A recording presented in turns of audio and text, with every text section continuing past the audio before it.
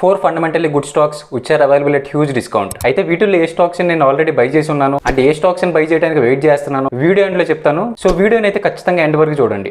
Number 1 Varun Beverages. ఇండియాలో Pepsi, Mountain Dew, 7up ఇలా PepsiCo products అని మ్యానుఫ్యాక్చర్ చేసేది ఈ కంపెనీయే. స్టాక్ ఆల్మోస్ట్ 38% ఫాల్ అయింది. Company December quarter results bad గా వస్తాయని చాలా మంది ప్రెడిక్ట్ చేయడం వల్ల షేర్ ప్రైస్ ఫాల్ అయింది. కానీ కంపెనీ రిజల్ట్స్ మాత్రం ఎక్సలెంట్ గా వచ్చాయి. బట్ షేర్ ప్రైస్ అయితే ఇంకా రీకవర్ అవ్వలేదు. Number 2 TVS Motors.